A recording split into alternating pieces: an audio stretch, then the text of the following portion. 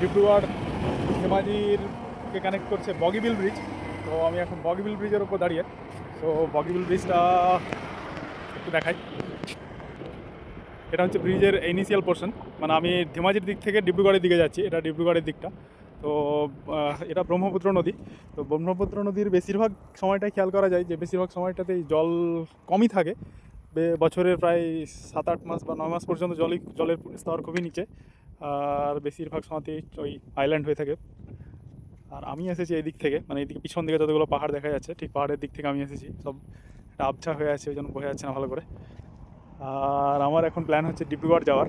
So আমার room থেকে ডিব্রুগড়ের দূরত্ব অ্যারাউন্ড 80 কিলোমিটার। তো আমি স্কুটার নিয়ে এসেছি, মানে আমার স্কুটার। তো ভাবলাম একবার ব্রিজটাতে দাঁড়াই এবং ব্রিজটার ছবি নিই। তো এই বগিবিল ব্রিজই সম্ভবত একটা সময় ইন্ডিয়ার সবথেকে লংগেস্ট রিভার ব্রিজ ছিল। এটার চওড়া, এই ব্রিজটার লেংথ সম্ভবত, খুব যদি ভুল না করি, 4.5 কিলোমিটারের আশপাশে বা তার একটু হয়তো বেশি আছে। তো এটা একটা সময় ইন্ডিয়ার সবথেকে লংগেস্ট রিভার ব্রিজ ছিল। এখন এটাকে টপকে গেছে ওই ব্রহ্মপুত্রেরই অন্য ব্রিজ টপকে গেছে এটাকে। তো এটা একটা সময় রেকর্ড ক্যারি করতো।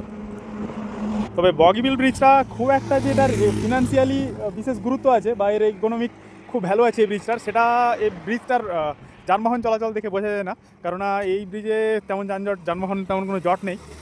বেশিরভাগ সময় ব্রিজ ফাঁকা থাকে। আর এই ব্রিজটা বানানোর ফলে যে খুব মানে এটাতে ব্রিজের বানানোর জন্য তো বিশেষ কোনো পারপাস থাকে যে এর ফিনান্সিয়াল গ্রোথ হবে বা কিছু।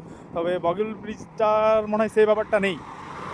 মেনলি এই ব্রহ্মপুত্র নদীতে যেহেতু ফেরি পারাপারের ব্যবস্থা নেই, কারণ বেশিরভাগ জায়গাতে আইল্যান্ড হয়ে থাকে, আইল্যান্ডের কারণে ফেরি পারাপার করা যায় না, মানে নৌকাতে পারাপার করা যায় না, এই ব্রিজের উপরই ভরসা করতে হয়। তো এখানে একটা ব্রিজ, এর পরবর্তী ব্রিজ না হলেও মানে এর পরের ব্রিজ সম্ভবত 200 কিলোমিটার দূরে আছে। তো এর ভেতরে কোনো ফেরি পারাপারের কোনো সিস্টেম নেই।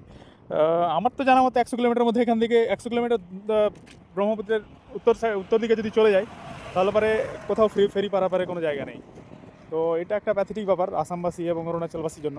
কেননা পাসিঘাট শহরটা ঠিক এইদিকে আছে।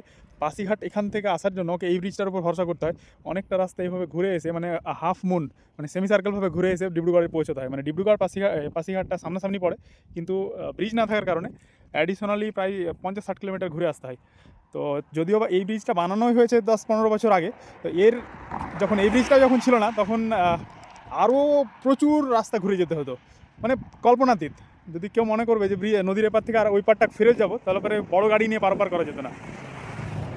দিকটা হচ্ছে ব্রিজের অপর প্রান্তটা, মানে অপর প্রান্তটা বলতে ব্রিজে আমি ছিলাম ঠিক এই দিকটাতে। তো এইদিকে একটা জিনিস হচ্ছে যে এখন ভালো ভিউ আসছে না। এই গ্রিন পোর্শনটা, মানে এটা একটা কাইন্ডস অফ ফরেস্টের মতো, মানে পুরোটাই রিজার্ভ ফরেস্টের মধ্যেই পড়ে মনে হয়।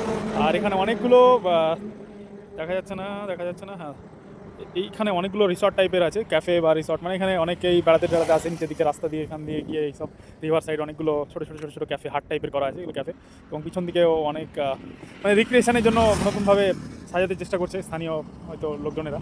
আর এই ব্রিজটার মধ্যে, মানে মধ্যে বললে ভুল হবে, এই ব্রিজটার তলা দিয়ে মানে রেল এবং রেল আর সড়ক একসাথে মার্জ করা আছে। মানে আমরা উপরে দাঁড়িয়ে আছি, এটা উপরেরটা হচ্ছে সড়কের জন্য, আর এটারই নিচে দিয়ে রেলের ট্র্যাক গেছে।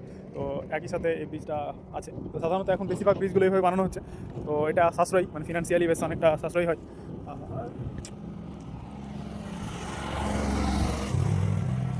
তবে ভালো লাগছে জায়গাটাতে, একদম নিরিবিলি মোটামুটি, আর বাতাস হচ্ছে খুব সুন্দরভাবে, তার জন্য ভীষণই ভালো লাগছে।